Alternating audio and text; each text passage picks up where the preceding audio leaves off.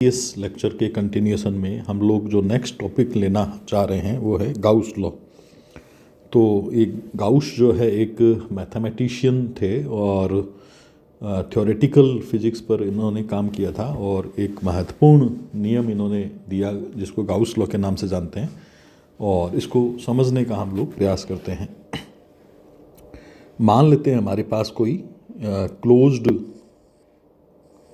Surface है और इस क्लोज्ड सरफेस में कुछ चार्जेस रखे हुए हैं। चार्जेस मान लेते हैं Q1, Q2 and so on, Q3, Qn, कुछ चार्जेस रखे हुए हैं और कुछ चार्जेस इसमें पॉजिटिव भी हो सकते हैं, कुछ नेगेटिव भी हो सकते हैं। तो जो पॉजिटिव चार्जेस हैं उनके कारण इलेक्ट्रिक फील्ड लाइंस बाहर की ओर जाएगी और जो नेगेटिव चार्ज है उनके कारण इलेक्ट्रिक फील्ड लाइंस जो है वो अंदर की ओर आएगी। तो मान लेते हैं एक बार, जैसे एग्जांपल के रूप में Q1 पॉजिटिव है तो इसके कारण जो इलेक्ट्रिक फील्ड लाइंस है वो बाहर की ओर जाएगी। इस तरह से कुछ लाइंस हम लोग ड्रॉ कर देते हैं और इसी तरह से मान लेते हैं कि Q2 जो है वो नेगेटिव चार्ज है, उसके कारण इलेक्ट्रिक फील्ड लाइंस अंदर की तरफ आएगी, यानी कि Q2 की तरफ आएगी। तो गाउस लॉ ये कह रहा है कि ये जो सरफेस है, इस सरफेस से जो नेट आउटवर्ड फ्लक्स निकलेगा, जो परिणामी जो विद्युत फ्लक्स जो बाहर की ओर निकलेगा, इलेक्ट्रिक फ्लक्स जो आउटसाइड निकलेगा, वो किसके बराबर होता है? वो समेसन Q, यानी कि इसके अंदर कितना चार्ज रखा हुआ है, और एप्सिलॉन नॉट के अनुपात के रेशो के बराबर होता है। तो जो इलेक्ट्रिकल फ्लक्स है फाई ई, इलेक्ट्रिकल फ्लक्स जो है, जो कि नेट आउटवर्ड फ्लक्स होगा, that should equal to summation Q upon epsilon naught. Summation Q जो है वो एल्जेब्रिक सम ऑफ चार्जेस है। एल्जेब्रिक सम ऑफ चार्जेस का मतलब होता है कि जो पॉजिटिव चार्ज है उनको पॉजिटिव लेना है और नेगेटिव को नेगेटिव लेना है, मैग्नीट्यूड नहीं लेना है। पॉजिटिव और नेगेटिव का ध्यान में रखकर अपने को ये काम करना है। और अगर एक स्मॉल सरफेस इस पर कंसीडर करें, जैसे मान लीजिए कि यहाँ पर स्मॉल सरफेस मैंने कंसीडर किया और इस सरफेस पर एरिया की डायरेक्शन तो परपेंडिकुलर आउटसाइड होती ही है, हम लोग ये जानते हैं। तो ये एरिया की डायरेक्शन होगी। इलेक्ट्रिक फील्ड की डायरेक्शन डिपेंड करेगी कि ये चार्जेस का विन्यास कैसा है, ओरिएंटेशन कैसा है। तो इलेक्ट्रिक फील्ड की कोई रैंडम डायरेक्शन ले लेते हैं, ये इलेक्ट्रिक फील्ड की डायरेक्शन ले ली मैंने। तो इस ds जो सरफेस है या dA जो सरफेस है, इससे कितना फ्लक्स बाहर निकलेगा वो पहले हम लोग बात कर लेते हैं। तो dA सरफेस से जो फ्लक्स बाहर निकलेगा वो तो हो जाएगा E डॉट dA। और अगर पूरे सरफेस की बात करनी है तो पूरे सरफेस के लिए इसको इंटीग्रेट करना पड़ेगा। तो E डॉट dA सरफेस के लिए इंटीग्रेशन वो किसके बराबर होता है? वो summation Q upon epsilon not के बराबर होता है। ये गाउस लॉ है। कई बार हम लोग dA की जगह ds भी यूज़ कर सकते हैं, तो इसको इस तरह से भी लिखा जा सकता है, E dot ds integration of, और ये हो जाएगा summation Q upon epsilon not. तो ये गाउस लॉ के फॉर्म है। इस तरह से भी लिखा जा सकता है और इस तरह से भी लिखा जा सकता है। और ये हमने वैक्यूम में लिखा है, ये वैक्यूम में लिखा है। अगर मान लो कोई मीडियम हो, फॉर एनी मीडियम, अगर कोई मीडियम हो तो यही नियम जो है हम लोग इस तरह से लिख सकते हैं, E dot ds is equal to summation Q upon epsilon not, sorry epsilon आ जाएगा यहाँ पे, जो कि एप्सिलॉन आ जाएगा जो कि मीडियम की परमिटिविटी है, परमिटिविटी ऑफ मीडियम। चलिए, यहाँ पर मैंने लिख भी रखा है गाउस लॉ को, और थोड़ा सा एक बार हम लोग इसको रीड कर लेते हैं। गाउस जो कि 1777 और 1855 के बीच में हुए थे, इनका जीवन काल था। वो एक ग्रेट मैथमेटिशियन थे और इन्होंने ही ये गाउस लॉ दिया था। एक बात तो ये होगी। दूसरी बात है कि this law is a alternative form of Coulomb's law. ये एक इम्पॉर्टेंट बात है। मतलब ये जो नियम है गाउस लॉ वो कूलम्ब्स लॉ जैसा ही है। कूलम्ब्स लॉ से हम लोग इलेक्ट्रिक फील्ड की इंटेंसिटी निकाल सकते हैं, तो गाउस लॉ से भी इलेक्ट्रिक फील्ड की इंटेंसिटी निकाल सकते हैं। तो ये क्या है, alternative form of Coulomb's law है ये एक महत्वपूर्ण बात रहेगी। थर्ड पॉइंट मैंने लिखा है कि this law give relationship between electric field and charge. ये हमने बात करी ही थी अभी कि इलेक्ट्रिक फील्ड में और चार्ज में रिलेशनशिप निकालने के लिए इस नियम का उपयोग कर सकते हैं। और फोर्थ बात हमने लिखी है अकॉर्डिंग टू दिस लॉ। हाँ, ये एक स्टेटमेंट है, कूलम्ब्स लॉ गाउस लॉ का ये स्टेटमेंट है। स्टेटमेंट क्या है कि the total electric flux through a closed surface is equal to the total या net electrical charge inside the surface divided by epsilon not. तो जैसा मैंने ऊपर इसको मैथमेटिकल फॉर्म में लिखा भी है कि जो फ्लक्स होता है वो summation Q upon epsilon not के बराबर होता है। तो ये गाउस लॉ के बारे में बात होगी। अब हम लोग डिस्कस करेंगे एप्लीकेशंस ऑफ, पहले प्रूफ ऑफ गाउस लॉ कर लेते हैं। तो मैं हेडिंग डाल रहा हूँ प्रूफ ऑफ गाउस लॉ।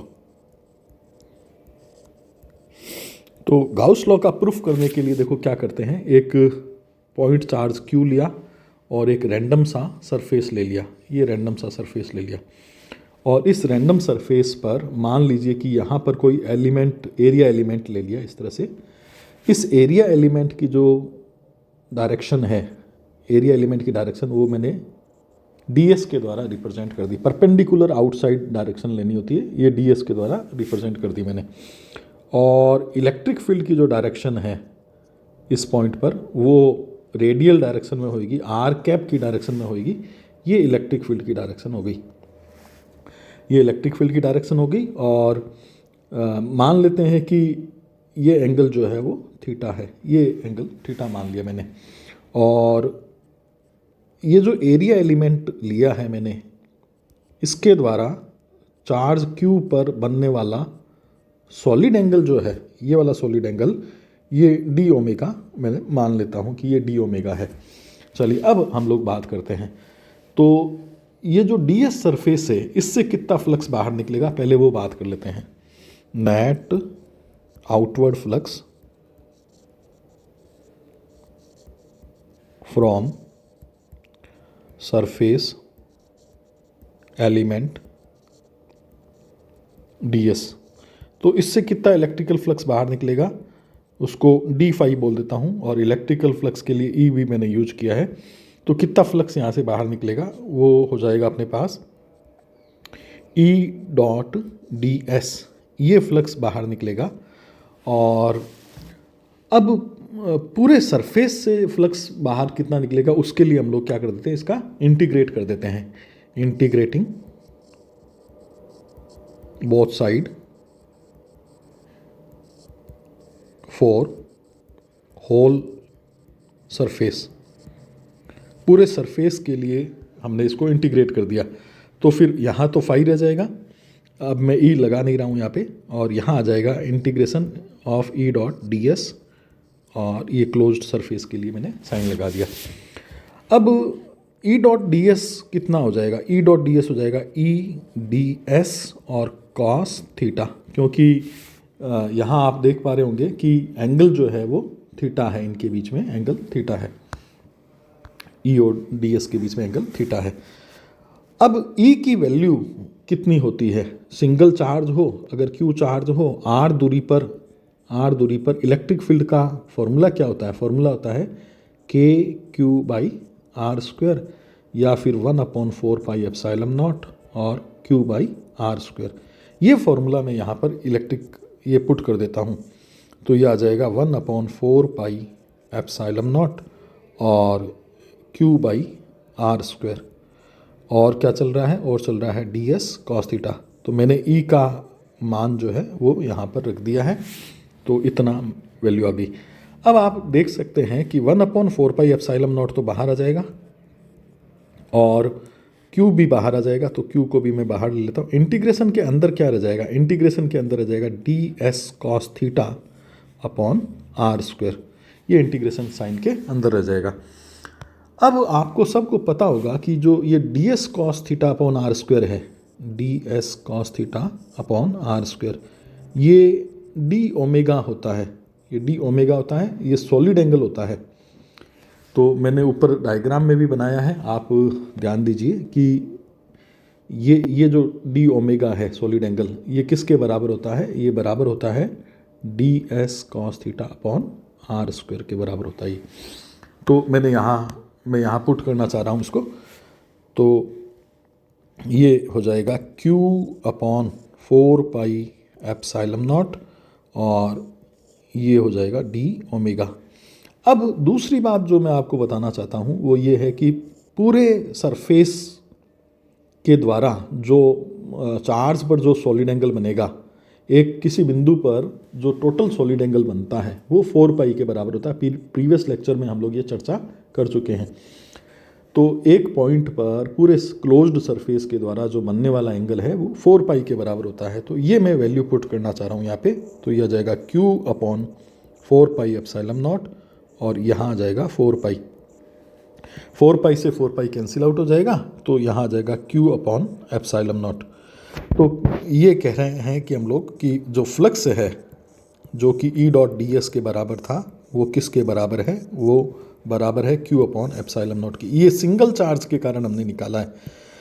तो इम्पोर्टेंट बात क्या है, इम्पोर्टेंट बात ये है कि जो इलेक्ट्रिकल फ्लक्स है, किसी चार्ज के द्वारा जो इलेक्ट्रिकल फ्लक्स निकल रहा है, ये चार्ज रहा और इस क्लोज्ड सरफेस है, तो ये जो इलेक्ट्रिकल फ्लक्स निकल रहा है वो इस बात पर निर्भर नहीं करता कि चार्ज की पोजीशन कहाँ पर है, ये केवल चार्ज के मैग्नीट्यूड पर डिपेंड करता है। मैं ये कहना चाह रहा हूँ कि अगर ये चार्ज यहाँ सेंटर पे भी होता, यहाँ पर भी होता, कहीं पर भी होता ये चार्ज, इसकी लोकेशन इस सरफेस के अंदर कहाँ पर है इस चीज़ पर निर्भर नहीं करेगा फ्लक्स केवल इस बात पर डिपेंड करेगा कि चार्ज का मैग्नीट्यूड कितना है। तो Q अपॉन एप्सिलॉन नॉट के बराबर हो जाएगा।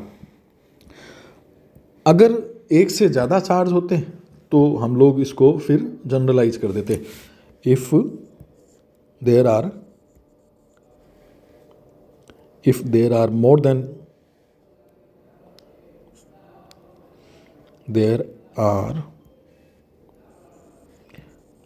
मोर देन वन चार्ज,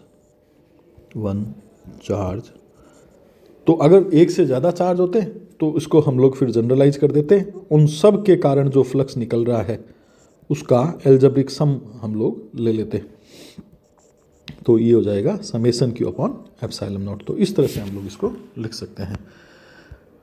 तो ये आपके प्रूफ था गाउस लॉ का। अगर एक चीज़ और मैं यहाँ पर नोट करके बताना चाह रहा हूँ आपको कि चाहे तो आप इसको प्रूफ में ही इंक्लूड कर सकते हो कि अगर चार्ज बाहर हुआ और सरफेस इस तरह से कोई रैंडम सा सरफेस मैंने बना दिया, तो चार्ज बाहर होगा ना, तो उस कंडीशन में क्या होगा कि जितनी इलेक्ट्रिक फील्ड लाइंस एंटर करेगी एक तरफ से, उतनी ही इलेक्ट्रिक फील्ड लाइंस बाहर निकल जाएगी। ठीक है, तो फ्लक्स कितना आ जाएगा, फ्लक्स फाई बराबर कितना आ जाएगा, नेट जो फ्लक्स आएगा वो कितना आ जाएगा, 0 आ जाएगा। तो अंदर वाले चार्ज ही कंसीडर करने होते हैं, बाहर वाले चार्ज के कारण जो नेट फ्लक्स है वो कितना हो जाता है, 0 हो जाता है। ये आप नोट कर सकते हैं और प्रूफ में इसको इंक्लूड भी कर सकते हो। अब हम लोग ले रहे हैं applications of Gauss law. Topic है एप्लीकेशंस ऑफ गाउस लॉ, और इसमें जो फर्स्ट एप्लीकेशन है वो है electric field due two point charge. तो चलिए स्टार्ट करते हैं इस एप्लीकेशन को। मान लीजिए कि ये पॉइंट चार्ज है Q और इससे R दूरी पर आपको इलेक्ट्रिक फील्ड निकालना है, इस पॉइंट पर इलेक्ट्रिक फील्ड निकालना है। तो इस पॉइंट पर इलेक्ट्रिक फील्ड निकालने के लिए हम लोग क्या करेंगे, सबसे पहला इसमें गाउस लॉ पर काम करते हैं। तो पहला काम क्या होता है कि गाउशियन सरफेस गाउशियन सरफेस, ये कंसीडर करना होता है। और गाउशियन सरफेस इस तरह से कंसीडर करो कि जो चार्ज आपको दे रखा है, जो सोर्स चार्ज दे रखा है, वो सिमेट्रिक रहे उस गाउशियन सरफेस के रिस्पेक्ट में। तो इस पॉइंट पर आपको इलेक्ट्रिक फील्ड निकालना है, पी पॉइंट मैं इसको कह देता हूँ। तो इस पी पॉइंट से गुजरता हुआ हम लोग स्फेयर कंसीडर कर लेते हैं। ये जो स्फेयर है, ये गाउशियन सरफेस का काम करेगा। तो मैं इसको इस तरह से बना देता हूँ।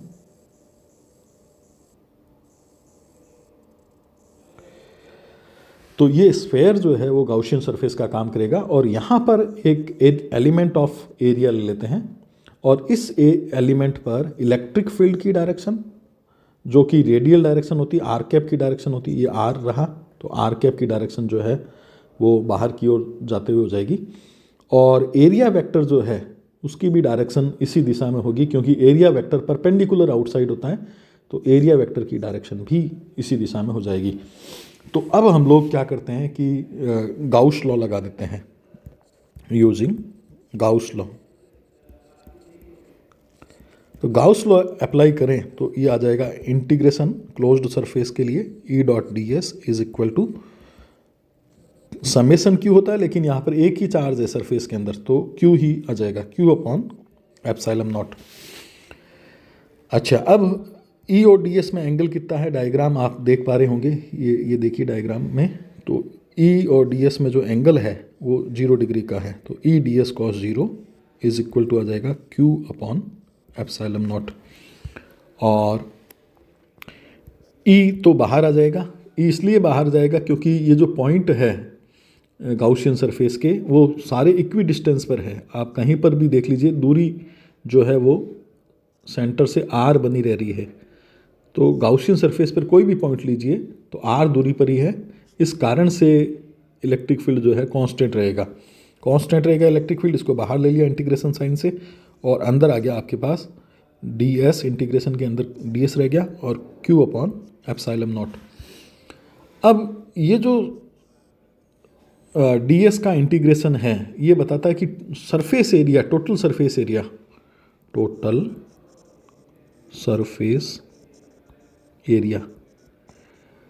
ये टोटल सरफेस एरिया रिप्रेजेंट करता है। और ये स्फेयर है, गोलाकार है, गोले का या स्फेयर का सरफेस एरिया कितना होता है, गोले का स्फेयर का सरफेस एरिया था 4 पाई आर स्क्वायर। तो ये मैं पुट कर दूंगा 4 पाई आर स्क्वायर। तो देखिए ई तो चल ही रहा है, और यहाँ मैं पुट कर दूंगा 4 पाई आर स्क्वायर, और यहाँ चल रहा है क्यू अपॉन एप्सिलॉन नॉट। अब इसको थोड़ा सा सेट कर लेते हैं, तो ये आ जाएगा 1/4 पाई एप्सिलॉन नॉट और क्यू अपॉन आर स्क्वायर। तो इस तरह से हम लोग जो है वो इलेक्ट्रिक फील्ड निकाल सकते हैं एक पॉइंट चार्ज के कारण, यूजिंग गाउस लॉ का उपयोग करते हुए हमने इलेक्ट्रिक फील्ड निकाला है। ई और आर में जो ग्राफ है वो इस तरह का हो जाएगा, E is proportional to 1/r square. उस पर ज़्यादा डिस्कस हम लोग करेंगे नहीं। चलिए, ये फर्स्ट एप्लीकेशन हुआ। सेकंड एप्लीकेशन लेते हैं। सेकंड एप्लीकेशन में हम लोग क्या करना चाह रहे हैं कि electric field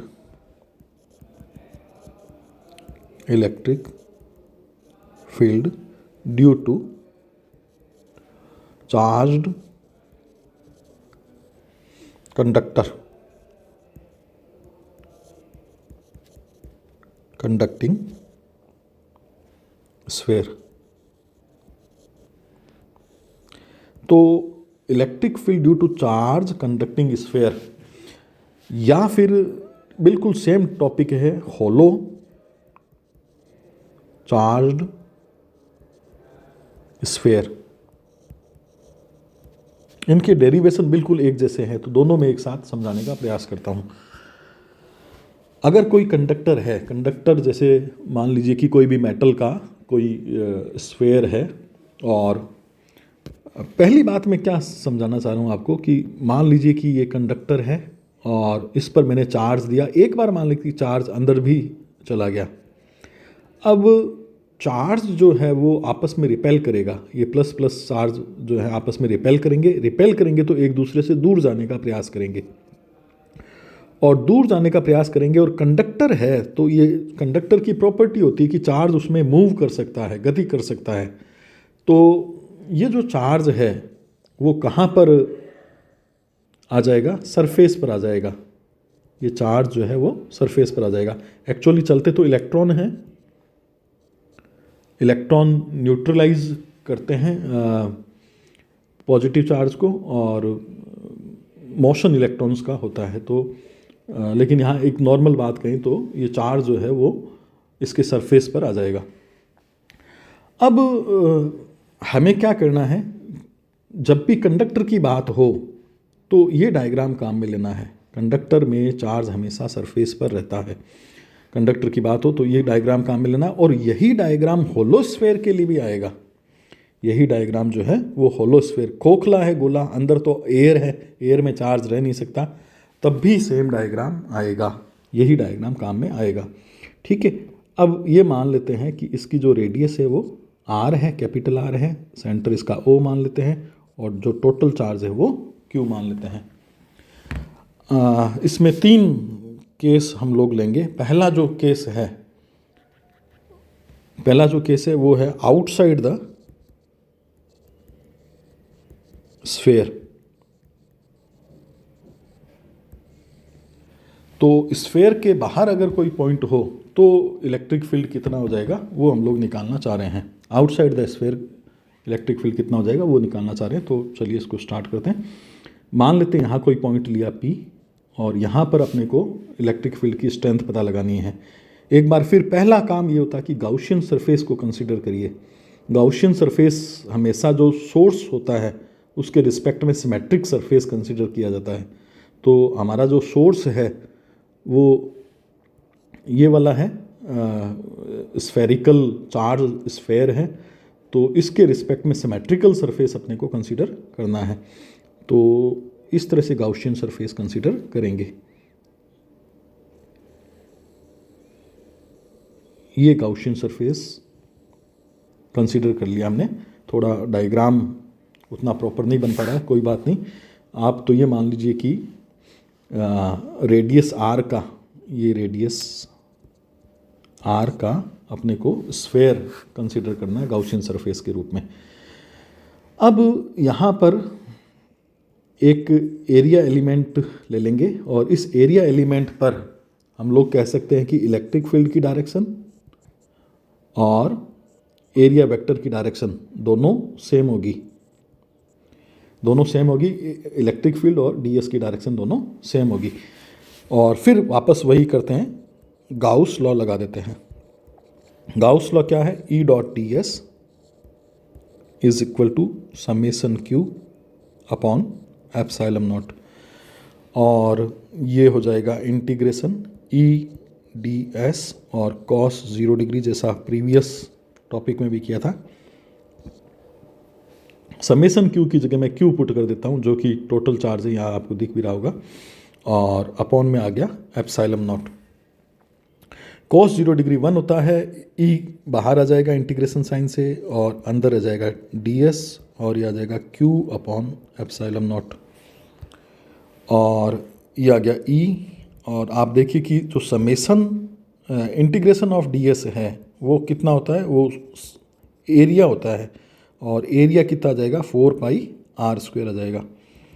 4πr² area of spherical surface, और ये आ जाएगा q अपॉन एप्सिलॉन नॉट, ये q अपॉन एप्सिलॉन नॉट।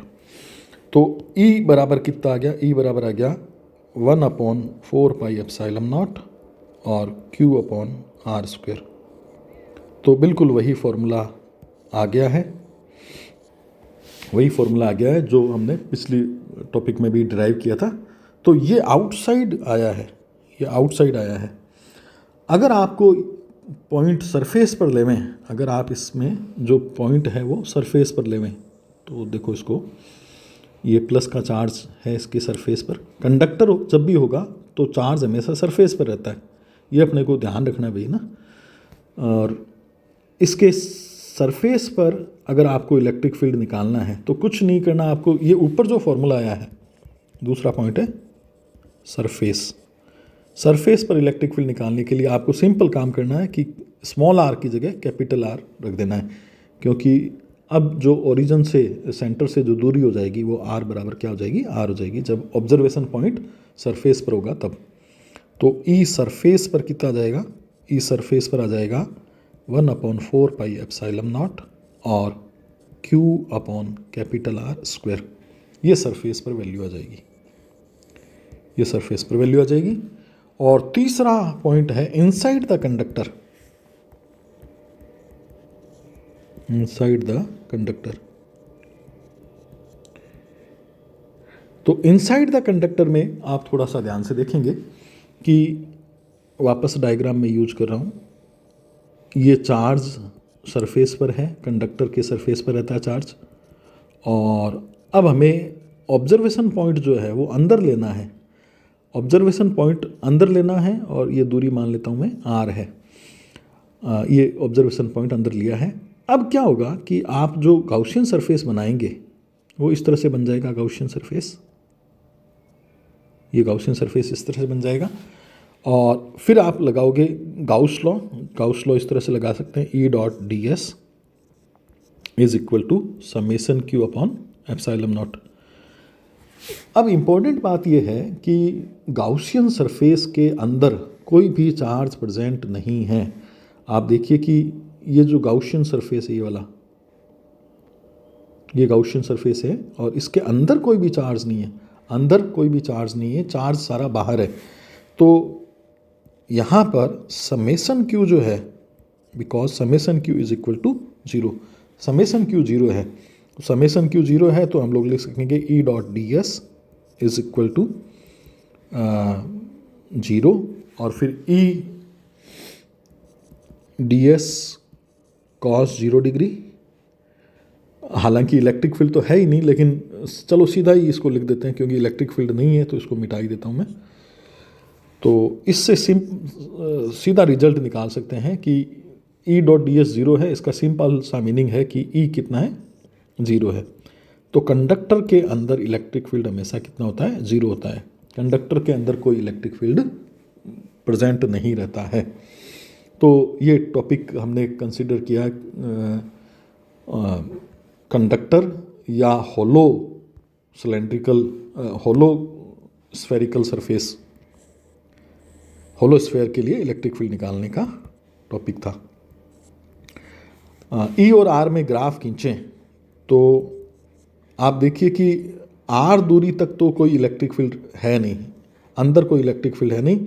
फिर आर दूरी पर कितना इलेक्ट्रिक फील्ड है, आर दूरी पर इलेक्ट्रिक फील्ड की वैल्यू थी के क्यू अपॉन आर स्क्वायर, ये इलेक्ट्रिक फील्ड की वैल्यू यहाँ पर। और उसके बाद इलेक्ट्रिक फील्ड जो है वो 1/r स्क्वायर के हिसाब से कम होता चला जाता है। उसके बाद ई आउटसाइड आ जाएगा और ई आउटसाइड जो है प्रोपोर्शनल टू 1/r स्क्वायर। तो ये ग्राफ जो है बनता है ई और आर में। और ई इन कितना है, इसमें देखो ग्राफ मैंने बनाया ही नहीं है। क्यों नहीं बनाया है, क्योंकि अंदर इलेक्ट्रिक फील्ड कितना है, जीरो है। सरफेस पर कितना है, के क्यू बाई आर स्क्वायर है। तो इस तरह से हम लोग जो है वो निकाल सकते हैं। नेक्स्ट टॉपिक ले रहे हैं इलेक्ट्रिक फील्ड।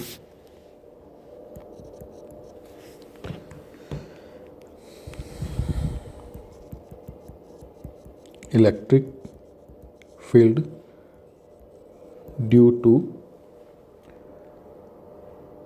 सॉलिड इंसुलेटर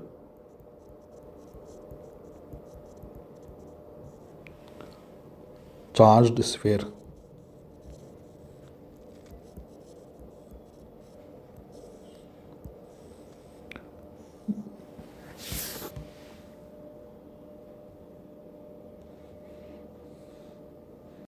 के पास कोई सॉलिड इंसुलेटिंग चार्ज्ड स्फीयर हो तो उसमें जो चार्ज होता है वो उसके पूरे के पूरे वॉल्यूम में यूनिफॉर्मली डिस्ट्रीब्यूटेड रहता है।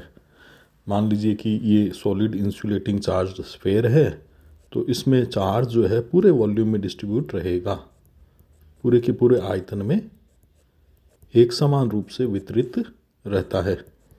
तो इसमें मान लेते हैं कि जो पूरा जो चार्ज है इस पर वो कैपिटल क्यू है और इसकी जो रेडियस है वो कैपिटल आर है। अब इसमें भी 3 केस के रूप में अपने को पढ़ना है। पहला जो केस है वो है outside the sphere, outside the sphere. तो आउटसाइड द स्फेयर अगर कोई पॉइंट मैं यहाँ पर लूँ और इस पॉइंट पर मेरे को इलेक्ट्रिक फील्ड निकालना है, इस पॉइंट पर इलेक्ट्रिक फील्ड निकालना है, तो तरीका तो वही है कि आपको गाउसियन सरफेस कंसीडर करना पड़ेगा। और गाउसियन सरफेस कंसीडर जो करोगे वो सेंटर के रिस्पेक्ट में सिमेट्रिकल होना चाहिए। तो सिमेट्रिकल सरफेस ये स्फेयर आप बना सकते हैं, गोलाकार गाउसीय सरफेस की कल्पना कर सकते हैं। तो इस तरह से हम लोग जो है गोलाकार गाउसीय पृष्ठ की कल्पना कर लेते हैं। ये स्फेरिकल गाउसियन सरफेस हमने कंसीडर कर लिया है और इस पॉइंट को कवर करते हुए एक स्मॉल एरिया एलिमेंट हम लोग ले लेते हैं और इस पॉइंट पर डायरेक्शन ऑफ इलेक्ट्रिक फील्ड यानी कि ई, और क्योंकि इलेक्ट्रिक फील्ड की डायरेक्शन रेडियली आउटवर्ड होती है, आर कैप की दिशा में होती है, आर कैप की दिशा में होती है, आर ये वाली दूरी है, आर ये वाली दूरी है। तो इलेक्ट्रिक फील्ड की डायरेक्शन और एरिया वेक्टर की डायरेक्शन परपेंडिकुलर आउटसाइड होती ही है, तो एरिया वेक्टर की डायरेक्शन जो है डीएस वेक्टर की डायरेक्शन भी बाहर की ओर हो जाएगी। तो इस तरह से हम लोग यहाँ पर पी पॉइंट पर, इस पॉइंट को मैंने पी कहा है, पी पॉइंट पर हम लोग जो है डायरेक्शंस दिखा सकते हैं। अब वापस वही तरीका रहता है, गाउस लॉ का यूज करेंगे। तो using Gauss law, Gauss law का मैथमेटिकल फॉर्म क्या है, क्लोज्ड सरफेस के लिए इंटीग्रेशन और E dot d s is equal to summation Q upon epsilon naught. और इसको फिर हम लोग लिख सकते हैं क्लोज्ड सरफेस के लिए इंटीग्रेशन और ई डॉट डी एस कितना हो जाएगा, ई डी एस और कॉस 0 डिग्री हो जाएगा, क्योंकि ई और डी एस ए की दिशा में है इसलिए कॉस 0 डिग्री हो जाएगा। और समेसन क्यू कितना है, समेसन क्यू कैपिटल क्यू है, ये कुल आवेश जो है गाउसियन सरफेस के अंदर वो कैपिटल क्यू है और अपॉन में आ जाएगा एप्सिलॉन नॉट। और ई बाहर आ जाएगा क्योंकि हर एक बिंदु पर, इस सरफेस के किसी भी बिंदु पर, क्योंकि बराबर दूरी पर है सेंटर से, तो सभी बिंदुओं पर ई की वैल्यू एक समान रहेगी, तो ई जो है इंटीग्रेशन साइन से बाहर आ जाएगा और इंटीग्रेशन के अंदर रह जाएगा closed surface integration d s is equal to Q upon epsilon naught. अब ई और ये क्लोज्ड सरफेस जो टोटल बनेगा वो बन जाएगा 4 पाई आर स्क्वेयर, स्मॉल आर लेना चाहिए मुझे, 4 पाई आर स्क्वेयर। ये गाउसियन सरफेस है और इसका सरफेस एरिया क्या होएगा, 4 पाई आर स्क्वेयर। और यहाँ पर चल रहा है क्यू अपॉन एप्सिलॉन नॉट, तो ई की वैल्यू कितनी आ जाएगी, ई की वैल्यू आ जाएगी 1 अपॉन 4 पाई एप्सिलॉन नॉट। आप थोड़ा बहुत एडजस्टमेंट यहाँ पर कर सकते हैं, और क्यू अपॉन आर स्क्वेयर। यहाँ एक चीज़ मैं बताना चाह रहा हूँ कि मैं कई बार इस तरह के आर का यूज़ कर लेता हूँ और कई बार इस तरह के आर का यूज़ कर लेता हूँ, ये सेम ही है, इसमें आप कन्फ्यूज़न मत हमें। चलिए, तो ये ई आउटसाइड की वैल्यू आ गई है, ये ई आउटसाइड की वैल्यू आ गई है। अब सेकंड केस है कि सरफेस पर कितना होगा। तो सरफेस पर तो बड़ा आसान सा काम होता है कि सरफेस पर कोई भी पॉइंट जो होता है, सरफेस पर अगर कोई पॉइंट लूँ तो वो सेंटर से कितनी दूरी पर हो जाएगा। जैसे मान लो सरफेस पर ये पॉइंट आपने लिया, तो सेंटर से कितनी दूरी पर हो जाएगा, आर बराबर आर दूरी पर होएगा। तो यहाँ पर सरफेस पर जब भी पॉइंट लेंगे तो डिस्टेंस आर बराबर क्या हो जाएगा, कैपिटल आर, यानी कि रेडियस ऑफ स्फेयर के बराबर हो जाएगा। तो इलेक्ट्रिक फील्ड की सरफेस पर वैल्यू कितनी आ जाएगी, सरफेस पर वैल्यू आ जाएगी, ये आएगी 1 अपॉन 4 पाई एप्सिलॉन नॉट और Q अपॉन कैपिटल आर का स्क्वायर। तो ये सरफेस पर वैल्यू आ जाएगी, बस आर बराबर आर पुट करना है आपको।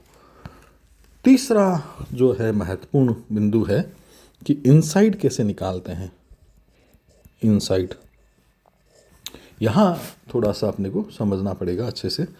तो देखिए, वापस से मैं वो डायग्राम बनाऊंगा और ये मैंने चार्ज्ड स्फेयर बनाया, और इस तरह से यूनिफॉर्मली इस पर आवेश है, एक समान रूप से इस पर चार्ज है। अब टोटल जो चार्ज है वो तो इस पर है कैपिटल Q, और इसकी जो रेडियस है वो है इसकी R। और इस बार अपने को क्या करना है कि अंदर कोई पॉइंट लेना है और इस पॉइंट पर इलेक्ट्रिक फील्ड निकालना है, अंदर वाले पॉइंट पर विद्युत क्षेत्र का मान निकालना है। तो एक बार फिर गाउसियन सरफेस लेना पड़ेगा। गाउसियन सरफेस क्या लिया जाता है? गाउसियन सरफेस लिया जाता है इसको O को सेंटर मानते हुए स्फेरिकल सरफेस जो है गाउसियन सरफेस हो जाएगा। ये गाउसियन सरफेस हो जाएगा आपका, ये गाउसियन सरफेस हो जाएगा, गाउसियन सरफेस। और इस गाउसियन सरफेस, एक तो ये है कि ये वाली जो दूरी है वो R है। इस गाउसियन सरफेस पर E की डायरेक्शन और DS की डायरेक्शन सेम रहेगी।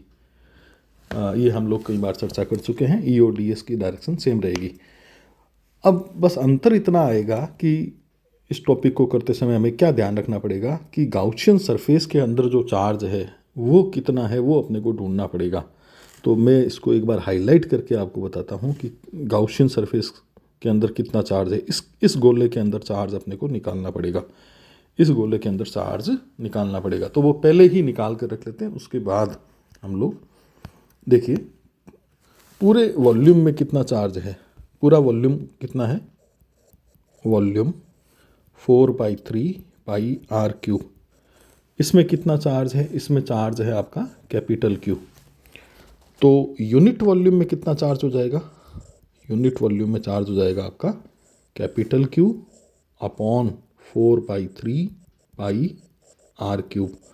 ये यूनिट वॉल्यूम में चार्ज हो जाएगा। और यूनिट वॉल्यूम में जो चार्ज होता है उसको हम लोग चार्ज डेंसिटी भी बोलते हैं।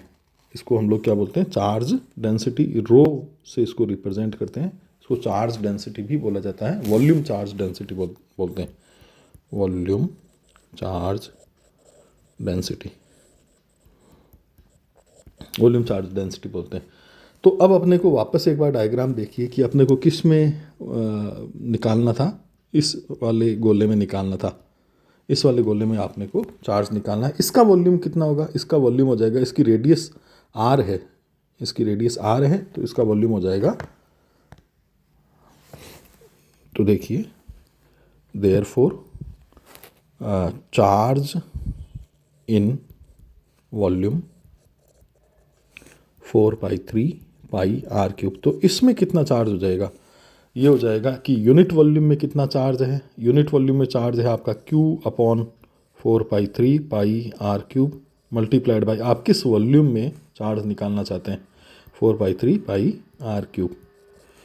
तो ये भी इस तरीके से भी रिप्रेजेंटेशन कर सकते हैं, या फिर आप ये भी रिप्रेजेंटेशन दे सकते हैं कि चार्ज डेंसिटी यानी कि rho, charge density multiplied by volume,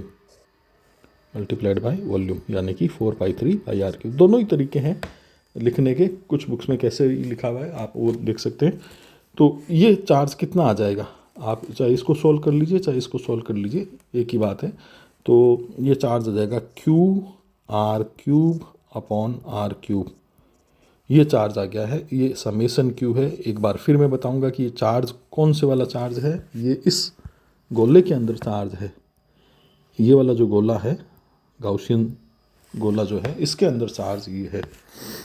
अब हम लोग गाउसियन लॉ लगा देते हैं using Gauss law. Gauss law लगा लेते हैं। गाउस लॉ क्या है? क्लोज्ड सरफेस के लिए integration E.ds is equal to summation Q upon epsilon naught. और E और DS में एंगल 0 डिग्री है, तो cos 0 डिग्री आ गया। और यहाँ मैंने लिख दिया summation Q upon epsilon not. E बाहर आ जाता है इसमें, समेसन DS। और अब समेसन Q की वैल्यू भी पुट कर देते हैं। समेसन Q की वैल्यू कितनी है? 1 अपॉन एप्सिलॉन नॉट को तो बाहर रख दिया।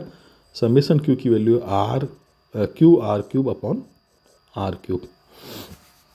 और इसकी भी वैल्यू रख देते हैं, क्लोज्ड सरफेस के इंटीग्रेशन, इसकी भी वैल्यू रख देते हैं। इसकी वैल्यू होती है 4πr², surface area of Gaussian surface, 1/ε0 और QR³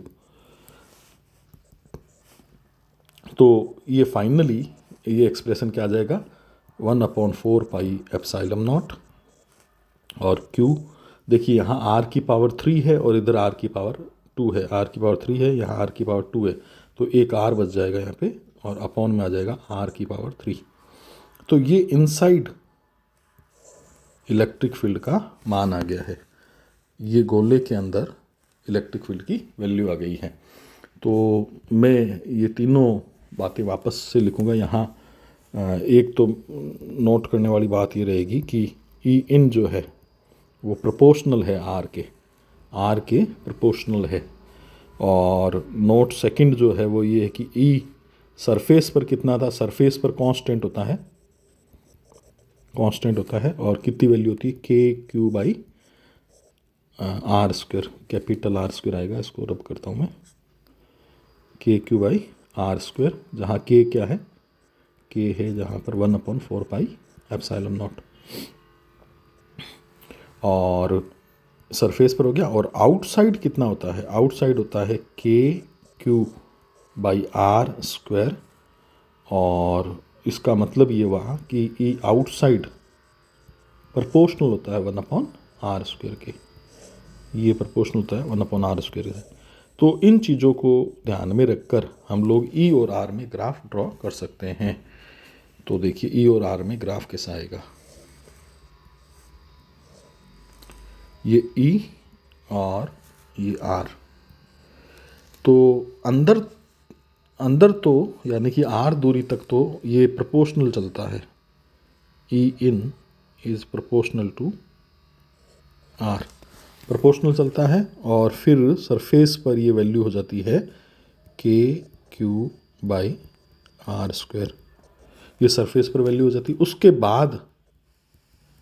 बाद ये 1/R² के हिसाब से डिक्रीज होता है। तो ई आउट जो होता है वो प्रोपोर्शनल होता है 1/R²। तो इस तरह से ये डिक्रीज होता है। तो ये ई और आर में ग्राफ आ गया है for a charged solid insulating sphere. चलिए ये टॉपिक आपका कंप्लीट हुआ और नेक्स्ट टॉपिक ले रहे हैं। नेक्स्ट टॉपिक नंबर शायद 4 होना चाहिए। टॉपिक पढ़ रहे हैं हम लोग एप्लीकेशंस ऑफ गाउस लॉ, और उसमें 4th एप्लीकेशन ले रहे हैं इलेक्ट्रिक फील्ड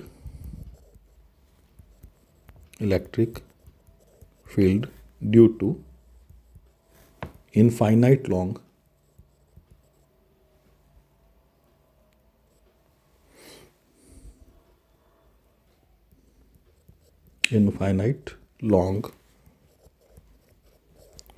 चार्ज्ड वायर या linear charge distribution, infinite long linear charge distribution. तो देखिए क्या हम लोग यहाँ पर पढ़ना चाह रहे हैं, ये थोड़ा सा मैं करेक्ट कर देता हूँ स्पेलिंग।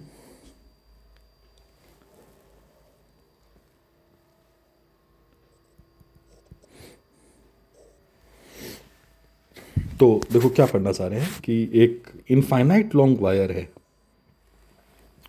यहाँ मतलब ऊपर की ओर भी इनफाइनाइट की तरफ जा रहा है और नीचे भी ये इनफाइनाइट की तरफ जा रहा है। और इससे कुछ दूरी पर, आर दूरी पर मान लीजिए कि इलेक्ट्रिक फील्ड अपने को निकालना है, इस पॉइंट पर इलेक्ट्रिक फील्ड निकालना है। तो इस पॉइंट पर इलेक्ट्रिक फील्ड निकालने के लिए सबसे पहले तो अपने को निकालना होता है इलेक्ट्रिक फील्ड की डायरेक्शन। तो पहला इसमें पार्ट क्या होगा, direction of electric field,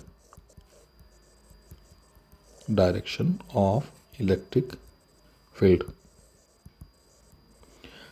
of electric field के लिए हम लोग क्या करेंगे कि पॉइंट ओ के ऊपर की तरफ भी और नीचे की तरफ भी समान दूरी पर 2 एलिमेंट ले लेंगे। मान लीजिए इधर भी और इधर भी 2 एलिमेंट ले लिए, एक तो एलिमेंट को मैंने ए बी कह दिया, एक को मैंने पी क्यू कह दिया, ये 2 एलिमेंट ले लिए और दोनों एलिमेंट पॉइंट ओ के से समान दूरी पर हैं और दोनों एलिमेंट की लंबाई भी समान है। अब देखिए कि इस पूरे वायर पर पॉजिटिव चार्ज मैंने मान लिया है, ये पॉजिटिव चार्ज इस पूरे वायर पे मान लिया। इनफाइनाइट लॉन्ग वायर है ये, इसकी लंबाई जो है वो अनंत है, ऊपर की ओर भी अनंत की तरफ जा रहा है, नीचे भी अनंत की तरफ जा रहा है। अब ए बी के कारण जो इलेक्ट्रिक फील्ड की डायरेक्शन होएगी वो अवे फ्रॉम ए बी होगी और इस तरफ हो जाएगी। ये इलेक्ट्रिक फील्ड की E1 कह देता हूँ मैं इसको। इलेक्ट्रिक फील्ड जो है ए बी अल्पांश के कारण, ए बी एलिमेंट के कारण इस ओर हो जाएगा, और पी क्यू अल्पांश के कारण भी इलेक्ट्रिक फील्ड जो है अवे फ्रॉम इट हो जाएगा, और अवे फ्रॉम इट हो जाएगा तो ये पी क्यू अल्पांश के कारण इलेक्ट्रिक फील्ड की डायरेक्शन आ जाएगी E2। E1 और E2 दोनों मैग्नीट्यूड में इक्वल होंगे, ये ध्यान रखने वाली बात है कि E1 is equal to magnitude, direction जरूर अलग है लेकिन दोनों के परिमाण समान होंगे, E1 और E2 के मान समान होंगे। अब क्या करते हैं कि इनको कंपोनेंट में डिवाइड कर देते हैं, ये एंगल दोनों थीटा समान होंगे तो इनको कंपोनेंट में डिवाइड करें। थोड़ा मुझे डायग्राम चलिए देखते हैं, थोड़ा एडजस्ट करते हैं इसको। तो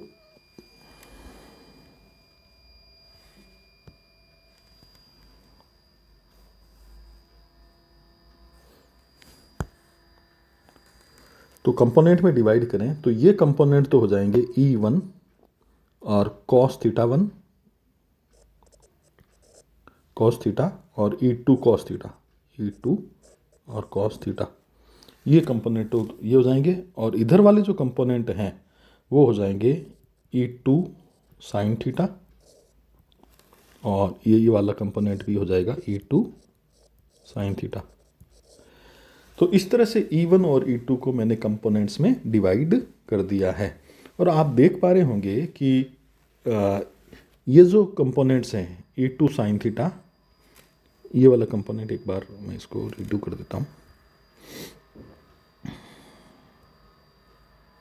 ये वाला कंपोनेंट E2 sin थीटा, और दोनों में E2 लिख दिया मैंने, सॉरी, इसको E1 लिखना है, ये E1 है। तो E1 sin थीटा और E2 sin थीटा ये दोनों बराबर भी हैं और ऑपोजिट डायरेक्शन में हैं, तो ये दोनों एक दूसरे को कैंसिल कर देंगे। ठीक है, ये दोनों एक दूसरे को कैंसिल कर देंगे। और E1 cos थीटा एक ही डायरेक्शन में है, E1 cos थीटा और E2 cos थीटा ये सेम डायरेक्शन में है। ये देखिए आप लोग, ये E1 cos थीटा और E2 cos थीटा ये सेम ही डायरेक्शन में, ये जुड़ जाएंगे। तो परिणामी जो विद्युत क्षेत्र आएगा ना वो इस दिशा में आएगा। ये इंपॉर्टेंट बात है भाई, आप इस चीज़ को ध्यान रखें कि परिणामी विद्युत क्षेत्र जो है वो तार से लंबवत बाहर जाते हुए होगा। यह आपका तार है, इस तार से लंबवत बाहर की ओर परपेंडिकुलर आउटसाइड इलेक्ट्रिक फील्ड की डायरेक्शन होती है। ठीक है, तो वापस से समझा देता हूँ। ए बी के कारण इलेक्ट्रिक फील्ड जो है वो इस दिशा में है, पी क्यू के कारण जो इलेक्ट्रिक फील्ड है वो इस दिशा में है। इनके हमने कंपोनेंट कर लिए। कंपोनेंट E1 sin थीटा और E2 sin थीटा तो कट रहे हैं ऑपोजिट होने के कारण, और ये दोनों कंपोनेंट जो हैं जुड़ रहे हैं, और रिजल्टेंट इलेक्ट्रिक फील्ड जो है वो इस दिशा में आता है, तार के लंबवत बाहर की ओर आता है। तो ये महत्वपूर्ण बात यहाँ पर हो जाती है। अब वापस थोड़ा इसको सेट कर लेते हैं। तो पहला जो काम है वो तो काम होता है इलेक्ट्रिक फील्ड की डायरेक्शन निकालना, और दूसरा अब इसको मैग्नीट्यूड निकालने का प्रयास करेंगे।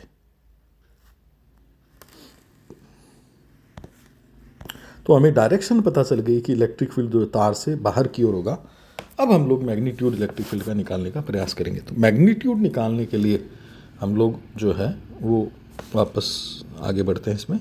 ये मैंने इनफाइनाइट लॉन्ग वायर लिया, और इस पर चार्ज जो है वो इस तरह से प्लस का चार्ज इस पर दिया हुआ है, और मान लीजिए कि आपको इस पॉइंट पर इलेक्ट्रिक फील्ड निकालना है। तो इस बार गाउसियन सरफेस कैसा बनेगा वो देखने वाली बात रहेगी। गाउसियन सरफेस पी पॉइंट से गुजरना चाहिए, और ये जो वायर है इसके रिस्पेक्ट में सिमेट्रिक रहना चाहिए। तो सिलेंड्रिकल गाउसियन सरफेस लिया जाता है, सिलेंड्रिकल गाउसियन सरफेस हम लोग लेंगे। ये इस तरह का गाउशियन सरफेस यहाँ पर लिया जाएगा, ये गाउशियन सरफेस लिया जाएगा। और इसमें 3 सरफेसेस हैं, एक तो है S1, एक सरफेस है S2 और तीसरा जो सरफेस है वो है S3। ये 3 सरफेसेस हैं और हमें जो है इस P पॉइंट पर इलेक्ट्रिक फील्ड निकालना है। यहाँ कोई पॉइंट P है, इलेक्ट्रिक फील्ड यहाँ पर निकालना है आपको। तो चलिए अपने इसको कैसे करते हैं। इसमें हम लोग वापस गाउस लॉ का यूज करेंगे, using Gauss law, using Gauss law. Gauss law का यूज करेंगे। गाउस लॉ क्या है भाई? क्लोज सरफेस के लिए integration E.ds is equal to summation Q upon epsilon naught. और फिर अब देखिए कि ये जो सरफेस है, सिलेंड्रिकल सरफेस जो है, इस 3 सरफेसेस से मिलकर बना हुआ है, S1, S2 और S3। तो इस इंटीग्रेशन को ब्रेक किया जा सकता है, S1 और E.ds plus S2 E.ds plus S3 E.ds और बराबर में क्या है, summation Q upon epsilon not. ये चल रहा है। अब हम क्या करते हैं, तीनों जो सरफेसेस हैं वहाँ पर इलेक्ट्रिक फील्ड और एरिया वेक्टर की डायरेक्शन दिखाना चाहेंगे। तो देखिए पहले S1 की बात कर लेते हैं। S1 पर एक एरिया एलिमेंट एरिया लिया, एरिया की डायरेक्शन परपेंडिकुलर आउटसाइड होती है, तो यहाँ एरिया की डायरेक्शन ये वाली डायरेक्शन हो जाएगी, ठीक है। तो एरिया की डायरेक्शन परपेंडिकुलर आउटसाइड मैंने बना दी और इलेक्ट्रिक फील्ड हमेशा तार से दूर जाते हुए होगा, तो ये इलेक्ट्रिक फील्ड की डायरेक्शन बना दी मैंने। और एंगल कितने डिग्री का बन रहा है? एंगल बन रहा है 90 डिग्री का। यहाँ जो एंगल बनेगा वो 90 डिग्री का बनेगा। और ऐसा का ऐसा S3 पर भी होगा। S3 पर भी आप देखें कि कोई अल्पांश लिया तो एरिया वेक्टर तो परपेंडिकुलर आउटसाइड हो जाएगा, इलेक्ट्रिक फील्ड तार से दूर जाते हुए होता है और इसमें भी एंगल कितने डिग्री का बनेगा? 90 डिग्री का बनेगा। और P पॉइंट पर अगर मैं कोई अल्पांश क्षेत्रफल लूँ तो वहाँ पर क्या होगा? एरिया की डायरेक्शन परपेंडिकुलर आउटसाइड और electric field away from wire. तो इस P पॉइंट पर और S2 सरफेस पर EODS की डायरेक्शन जो है वो सेम होती है। तो ये EODS की डायरेक्शन इस सरफेस पर तो सेम होती है। S1 जो सरफेस है, ये वाला जो सरफेस है, इस सरफेस पर ये दोनों परपेंडिकुलर होते हैं और S3 सरफेस जो ये वाला सरफेस है, इस सरफेस पर भी ये दोनों क्या होते हैं? परपेंडिकुलर होते हैं। तो इन चीज़ों को ध्यान में रखकर हम लोग आगे बढ़ सकते हैं और देखिए कैसे इसको डेरिवेशन को आगे बढ़ाते हैं। तो थोड़ा इसको अलग कर देता हूँ मैं। तो देखिए कि S1 पर EODS में एंगल 90 डिग्री था, तो मैं इसको एक्सपेंड करूँगा EDS और cos 90 डिग्री, ये S1 पर था। प्लस S2 पर जो था वो EDS cos 0 डिग्री था, S2 पर cos 0 डिग्री था और S3 पर फिर ये 90 डिग्री आ गया। ये आप डायग्राम वापस यूज कर सकते हैं। S3 पर ये वापस कितना आ गया? 90 डिग्री आ गया, EDS cos 90 डिग्री। और उस तरफ क्या चल रहा है? उस तरफ चल रहा है summation Q upon epsilon naught. और अब देखिए कि cos 90 डिग्री कितना होता है? cos 90 डिग्री होता है 0 और cos 0 डिग्री कितना होता है? cos 0 डिग्री होता है 1। तो ये जो टर्म है S1 वाली, ये वाली टर्म cos 90 0 रख दीजिए, S1 और S3 वाली टर्म तो ख़त्म हो जाएगी, 0 हो जाएगी और S2 वाली टर्म अभी भी रह जाएगी। तो S2 वाली टर्म रह जाएगी और E को बाहर ले लीजिए और इंटीग्रेशन S2 के लिए रह जाएगा और ds और इधर आ जाएगा summation Q upon epsilon naught. अब लास्ट जो चर्चा हम लोगों को करनी है वो ये है कि S2 का सरफेस एरिया कितना है। तो वापस मैं आपको डायग्राम पर ले जाता हूँ। 2 चर्चाएं करनी है अपने को। एक तो S2 का सरफेस एरिया कितना है, दूसरा कि चार्ज कितना होएगा गाउशियन सरफेस के अंदर। तो चलिए आपको डायग्राम की तरफ ले जाते हैं। तो S2 ये वाला सरफेस है, ये वाला सरफेस, और ये इस सरफेस का एरिया कितना होता है, कर्व्ड सरफेस का एरिया सिलेंडर में कितना होता है, ये होता है 2πr l। l क्या है, l है इसकी लंबाई, l जो है इसकी लंबाई है। तो 2πrl इस जो है इस वाले सरफेस का एरिया चाहिए अपने को, वो मैं पुट करूँगा 2πrl, वो एरिया मैं पुट कर दूंगा। अच्छा, एक बात हो गई। दूसरी बात ये है कि इस गाउसियन सरफेस के अंदर कितना चार्ज है, तो चार्ज को मैं लूँगा charge density multiplied by distance या लेंथ। तो चार्ज डेंसिटी होता है चार्ज पर यूनिट लेंथ, जो लैम्डा मानेंगे हम लोग, और कितनी लेंथ कवर कर रहा है ये सिलेंडर, ये एल लेंथ कवर कर रहा है, एल लेंथ कवर कर रहा है। तो लैम्डा इंटू एल जो है वो हो जाएगा आपका इस गाउसियन सरफेस के अंदर कितना आवेश है वो हो जाएगा। तो देखिए क्या करें, ई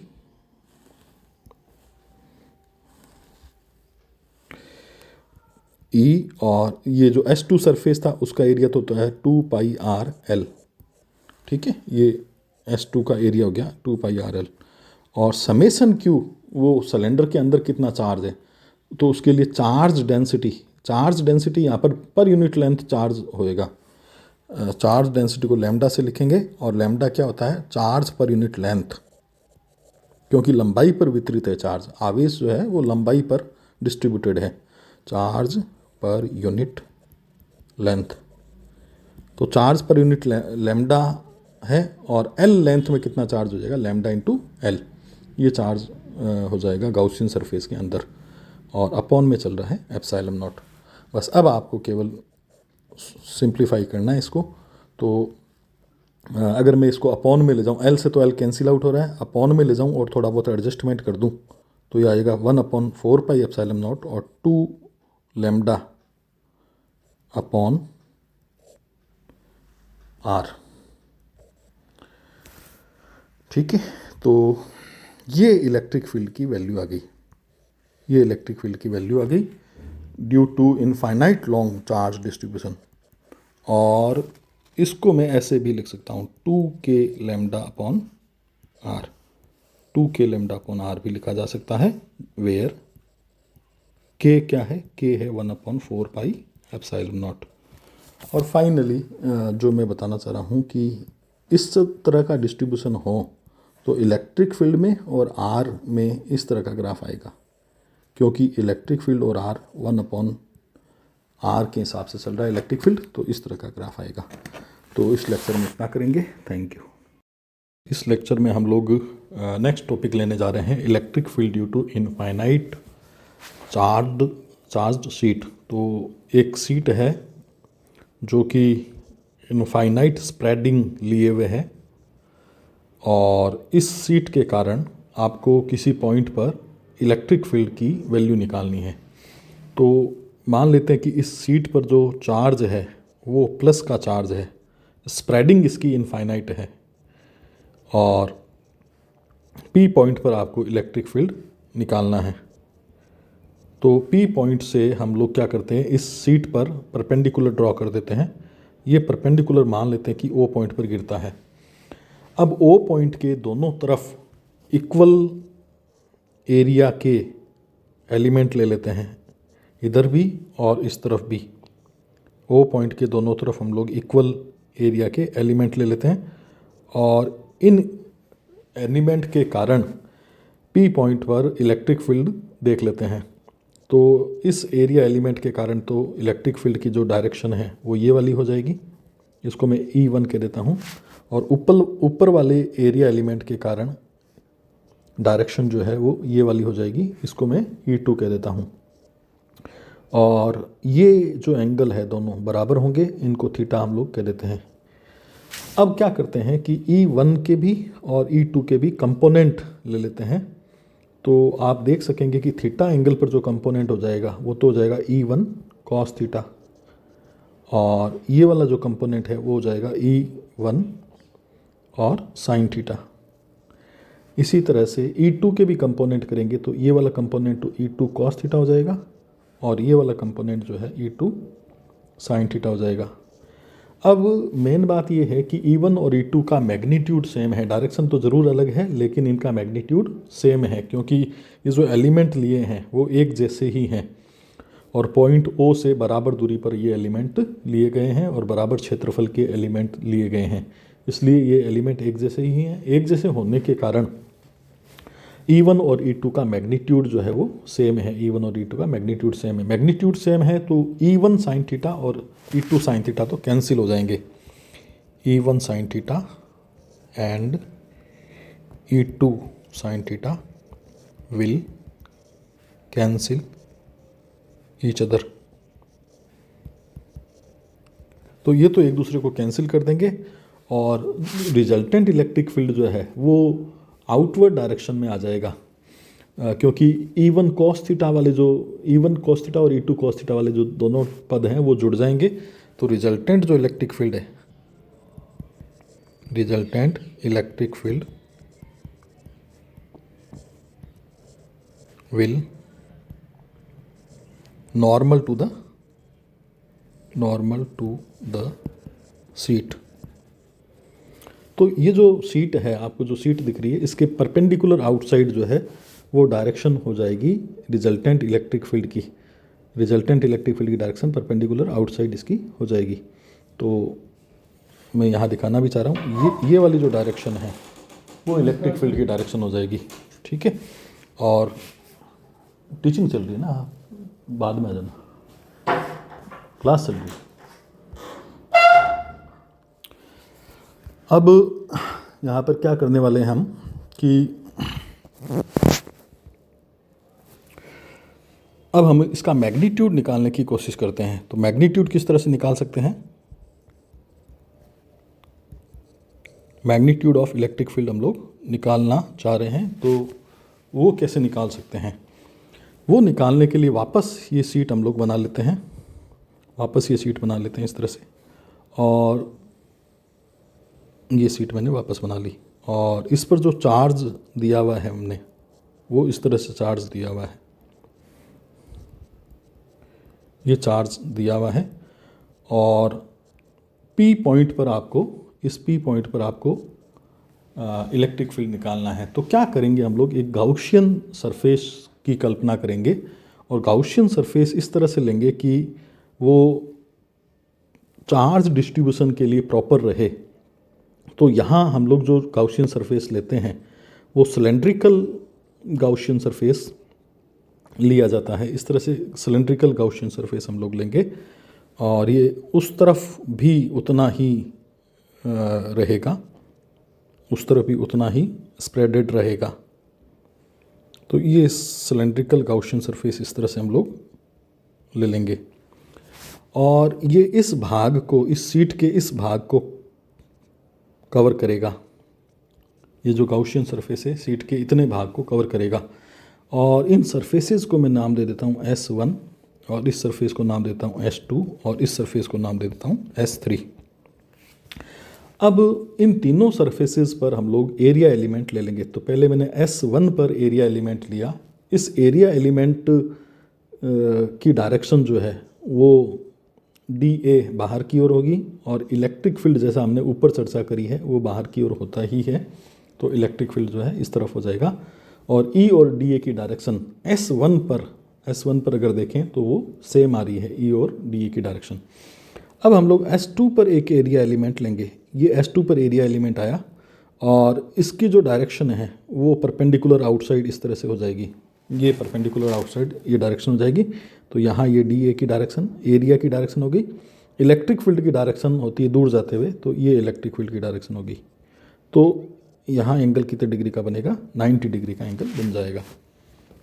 और S3 पर फिर मैंने एरिया एलिमेंट लिया और इस एरिया एलिमेंट के लिए एरिया की डायरेक्शन इस तरफ हो जाएगी और इलेक्ट्रिक फील्ड सीट से दूर जाते हुए होता ही है। तो इलेक्ट्रिक फील्ड की डायरेक्शन जो है वो सीट से दूर जाते हुए यानी कि इस दिशा में हो जाएगी। यहाँ पर भी दोनों जो है वो सेम डायरेक्शन में आ जाएंगे। अब एक चीज़ दूसरा ये भी ध्यान रखें कि ये जो सीट आपको दिख रही है इस पर जो चार्ज डेंसिटी है वो सिग्मा लेंगे। सिग्मा क्या है? Surface charge density, surface charge density. Surface charge density का मतलब है ये हुआ कि यूनिट सरफेस पर कितना चार्ज है। तो सिग्मा क्या है, चार्ज पर यूनिट एरिया है और इसको बोलते हैं सरफेस चार्ज डेंसिटी। और एक फाइनल जो बात ये कि ये जो एरिया हम लोग दिखा रहे हैं, ये वाला एरिया जो दिखा रहे हैं, ये वाला एरिया हुआ, इसके जस्ट सामने वाला एरिया हुआ, या इसके जस्ट सामने वाला ये वाला एरिया हुआ, ये तीनों ही एरिया ए के बराबर हम लोग लेने वाले हैं। ये तीनों एरिया बराबर ही होंगे और कितना लेंगे, ए के बराबर लेंगे। चलिए अब गाउस लॉ का यूज करते हैं। तो मैं लिखूंगा यूजिंग गाउस लॉ।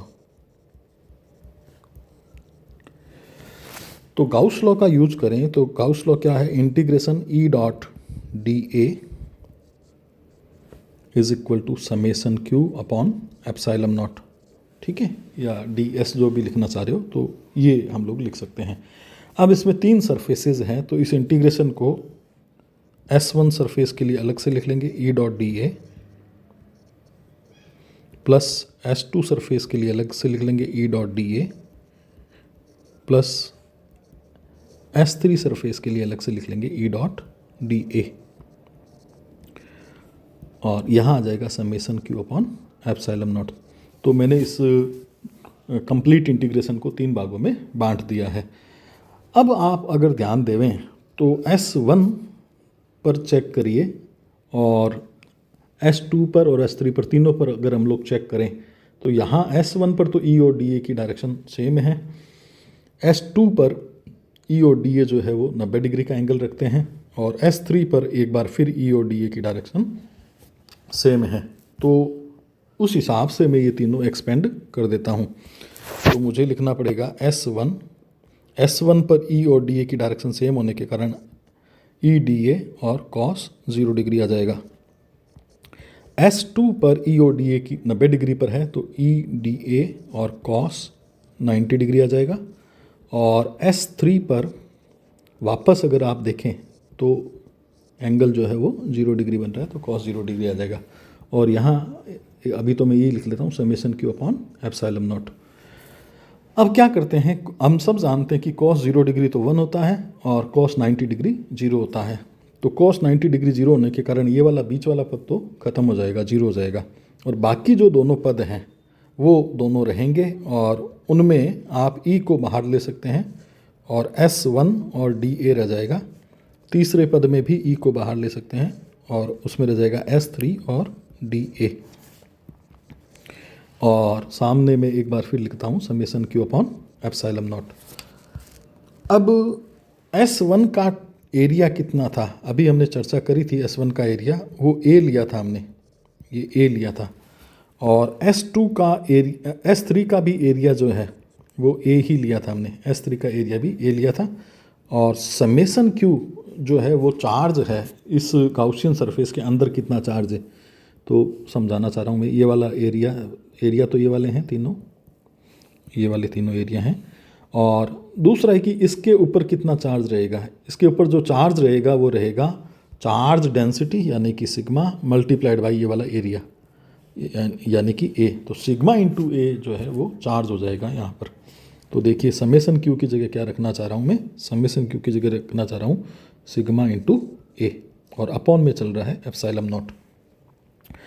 अब इधर लेफ्ट हैंड साइड में बात करें, LHS में बात करें तो 2EA आ जाएगा और यहाँ चल रहा है sigma A upon epsilon not.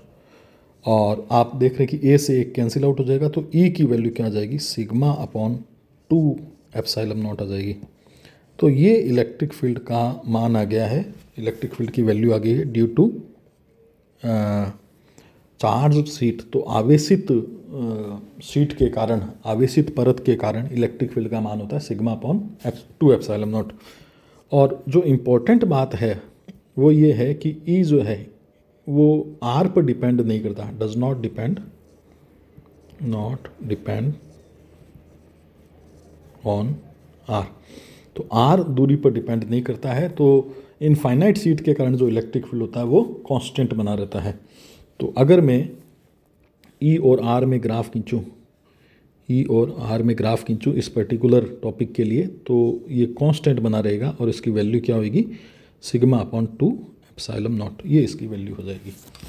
तो ये टॉपिक कंप्लीट हुआ आपका electric field due to infinitely spreaded charge sheet. चलिए अब नेक्स्ट टॉपिक लेते हैं। टॉपिक है इलेक्ट्रिक फील्ड या 2 शीट्स ले लेते हैं,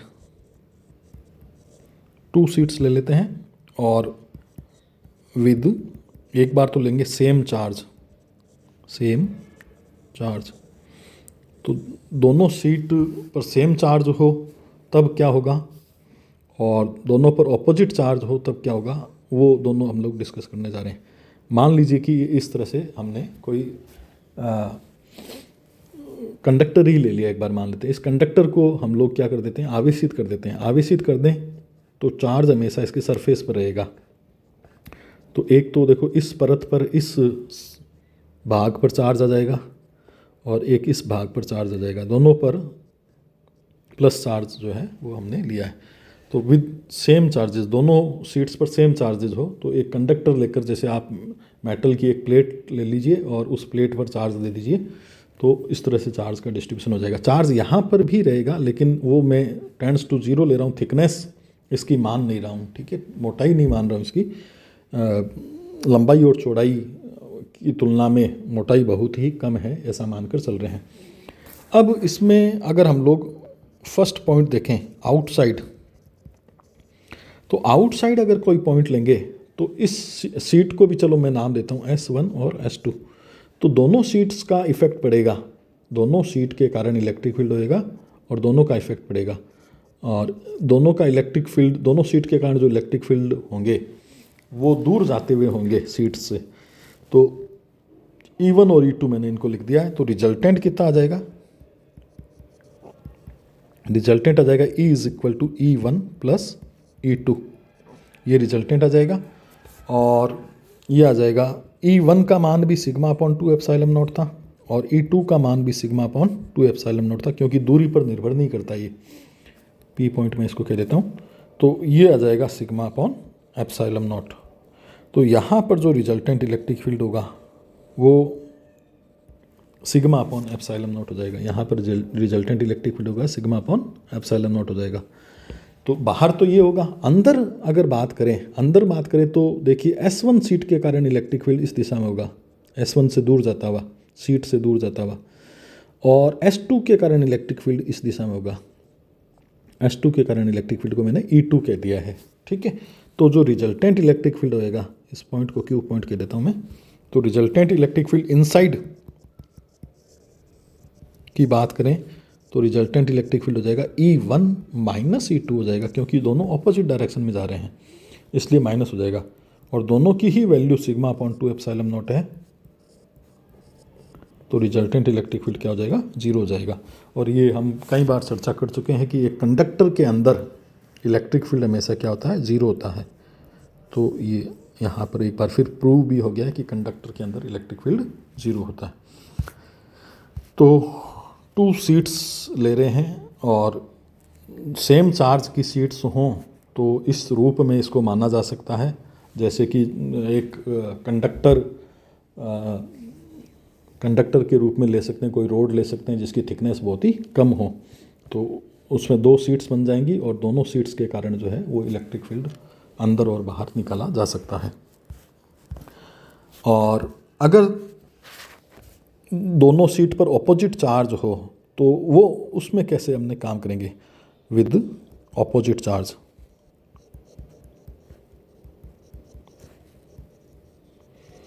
तो विद ऑपोजिट चार्ज हो तो एक सीट पर तो प्लस आवेश, तो दोनों इंडिपेंडेंट सीट्स ही होगी, सीधी सी बात है, दोनों पर ऑपोजिट चार्ज है तो एक पर प्लस और एक पर माइनस, ये माइनस चार्ज। आप जैसे मान सकते हैं कि कैपेसिटर की दोनों प्लेटें हैं, कैपेसिटर जो होता है इस पर एक प्लेट प्लस की होती है, एक प्लेट माइनस की होती है।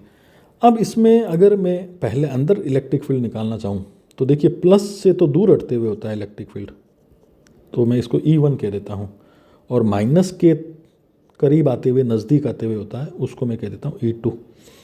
तो प्लस से इलेक्ट्रिक फील्ड दूर जाता है और माइनस की तरफ जाता है इलेक्ट्रिक फील्ड। तो इस पर्टिकुलर केस में दोनों की डायरेक्शन जो है इलेक्ट्रिक फील्ड की डायरेक्शन सेम हो जाएगी।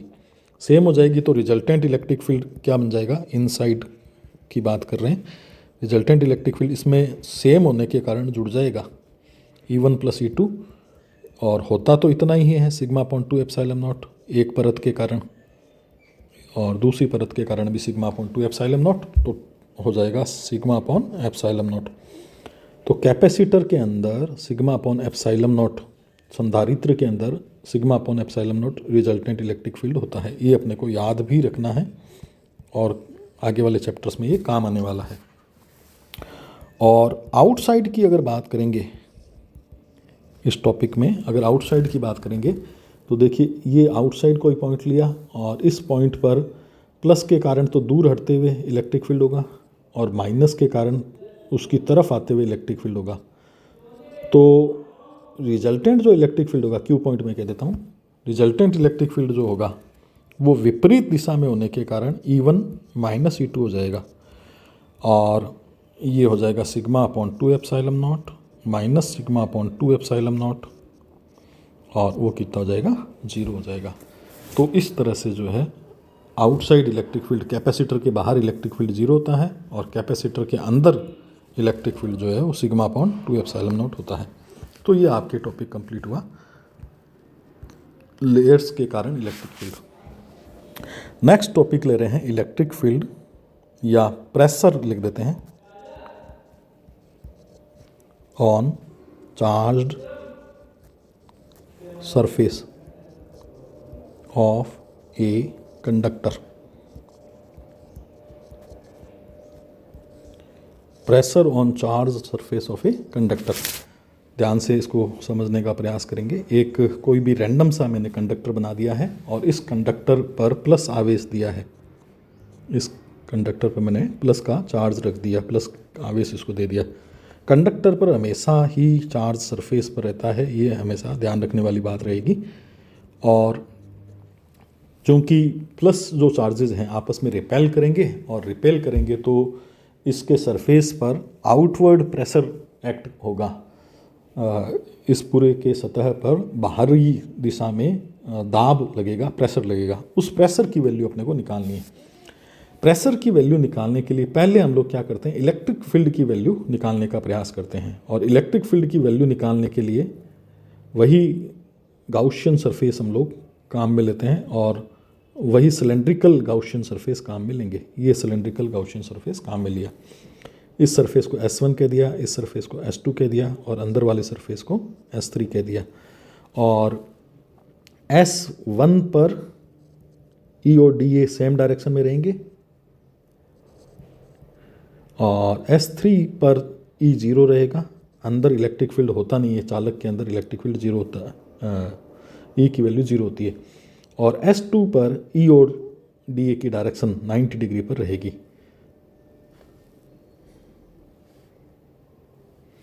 S2 पर ये जो DA है और E है ये 90 डिग्री पर रहेंगे।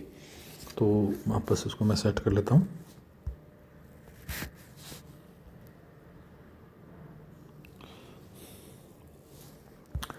तो अब इस सिलेंडर के लिए गाउशियन लॉ लगा दीजिए। तो गाउशियन लॉ लगाएं तो E डॉट डी ए या डी एस कुछ भी लिख सकते हैं, इज इक्वल टू, चलो डी ए ही लिख देता हूँ मैं जो पहले यूज़ कर रहा हूँ, is equal to summation Q upon epsilon not.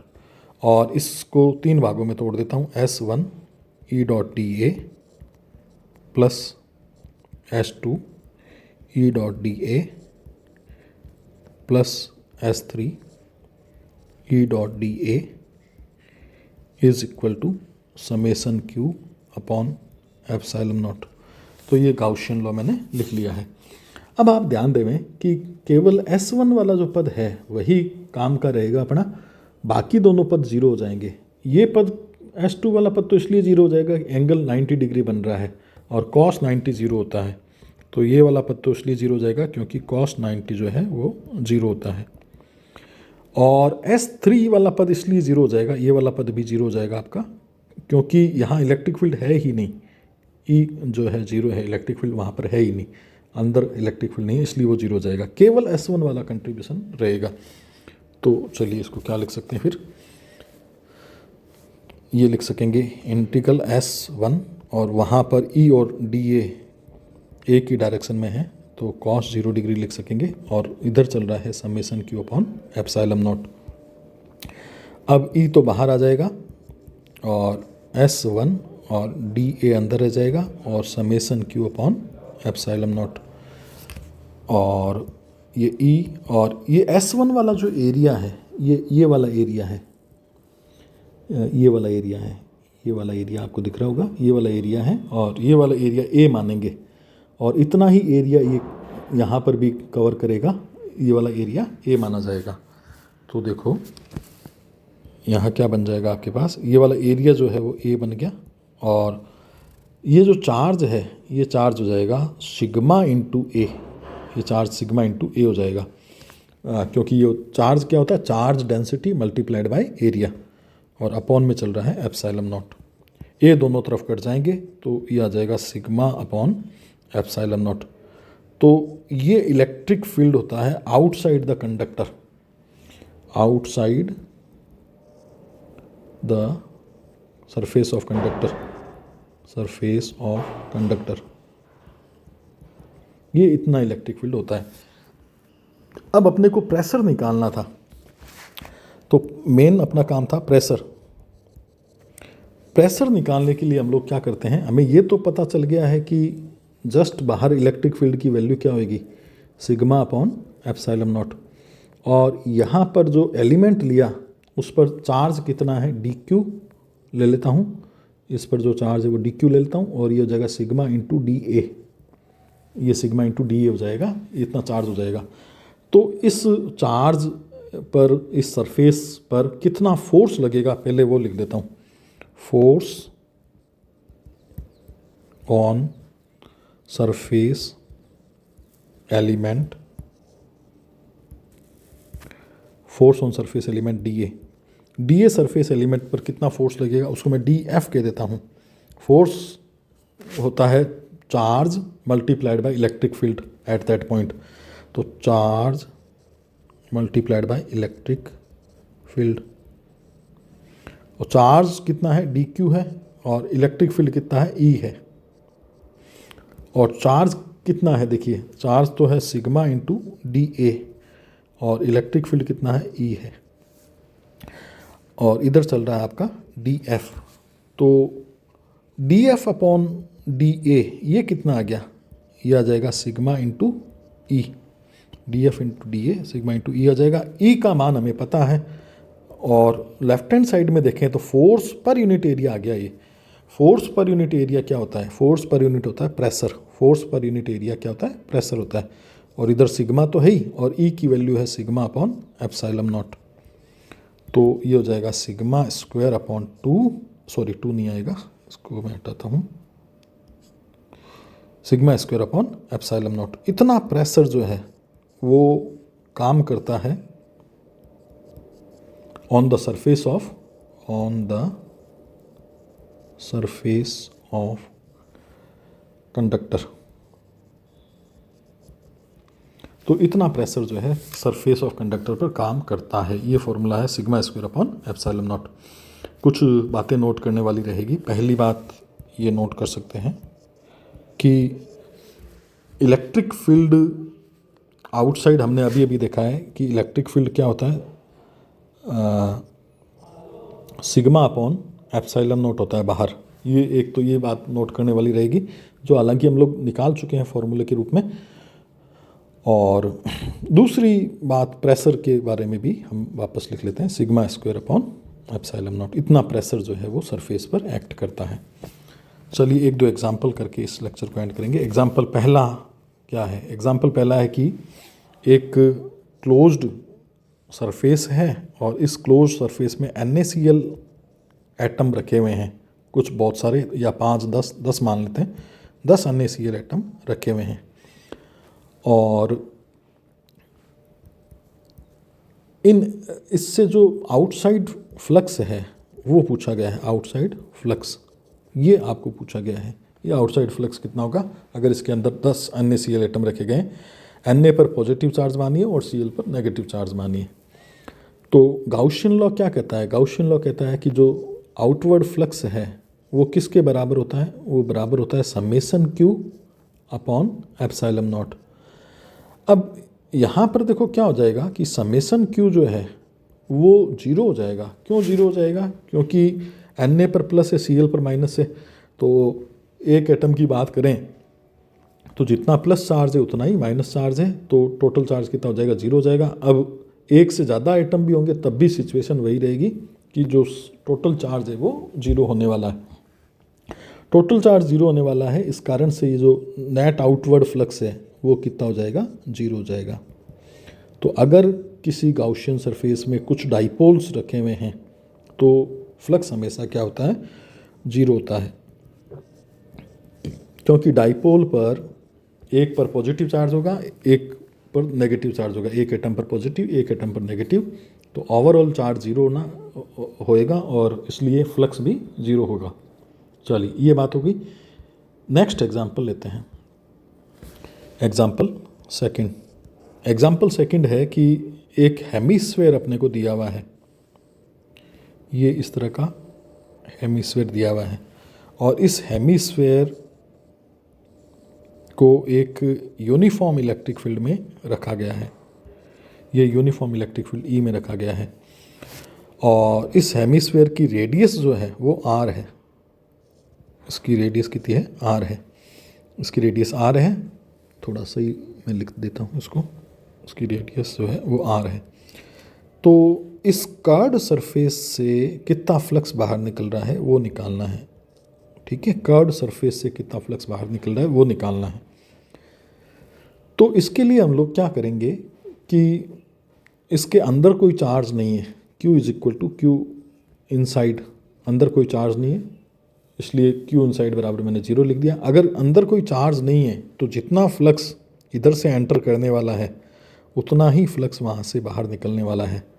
तो flux inside entering, flux entering लिख देता हूँ,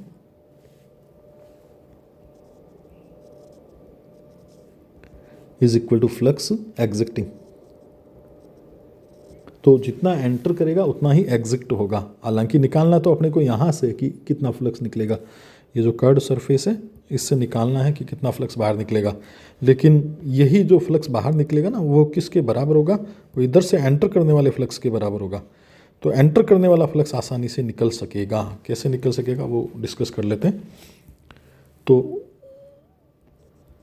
ई exit is equal to E entering, entering करने वाला फ्लक्स कितना हो जाएगा? E dot D A. और यहाँ पर अगर कोई मैं एलिमेंट लूँ तो उस एलिमेंट पर ई की डायरेक्शन और डी ए की डायरेक्शन सेम हो जाएगी, और सेम हो जाएगी तो यहाँ क्या आ जाएगा? ई डी ए और कॉस 0 डिग्री, और यहाँ इंटीग्रेशन का साइन चल रहा है, ई बाहर आ जाएगा और डी ए पर इंटीग्रेशन आ जाएगा। और ई और ये जो डी ए ये वाला एरिया है, देखिए ये कौन सा वाला एरिया है? ये वाला एरिया है। और ये वाला एरिया कितना हो जाएगा? ये हो जाएगा पाई आर स्क्वायर। ये एरिया हो जाएगा आपका pi R square, pi R square. तो इतना फ्लक्स एग्जिट होगा, ये बाहर निकलेगा आउट। ये इतना फ्लक्स जो है उधर वाले सरफेस से इधर वाले सरफेस से बाहर निकलने वाला है। चलिए एक और एग्जांपल हमने लिया, एक और एग्जांपल लास्ट करते हैं। एग्जांपल थर्ड एग्जांपल में अपने को क्या दिया हुआ? एक इस तरह का स्क्वायर दिया हुआ है जिसकी दोनों साइड a के बराबर है और इसके सेंटर से a/2 ऊंचाई पर q चार्ज रखा हुआ है। सेंटर से a/2 ऊंचाई पर कोई चार्ज रखा हुआ है q। तो इस चार्ज के कारण कितना फ्लक्स इस स्क्वायर को क्रॉस करते हुए निकलेगा वो निकालना है। ठीक है, तो क्या निकालना है अपने को कि ये जो चार्ज है इस चार्ज के कारण कितना फ्लक्स इसको क्रॉस करते हुए निकलेगा वो अपने को निकालना है। तो वो निकालने के लिए हम लोग क्या करेंगे कि इसको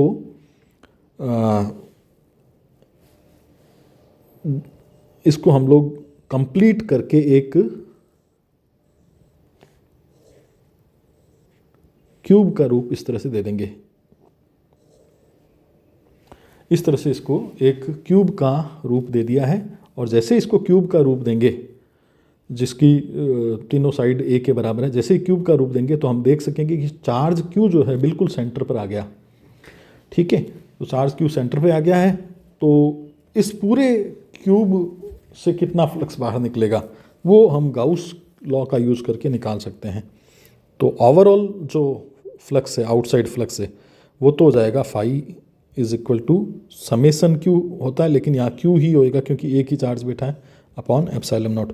ये तो जो 6 फलक हैं, टोटल नंबर ऑफ फेसेस कितने होते हैं?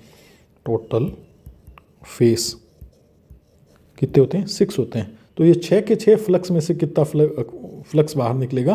Q upon epsilon not. Therefore flux through one face, तो एक फेस से कितना फ्लक्स बाहर निकलेगा वो हो जाएगा आपके क्यू अपॉन एप्सिलॉन नॉट और उसका 1/6। तो 1/6 क्यू एप्सिलॉन नॉट, थोड़ा सही तरीके से लिख देता हूँ, क्यू अपॉन 6 एप्सिलॉन नॉट।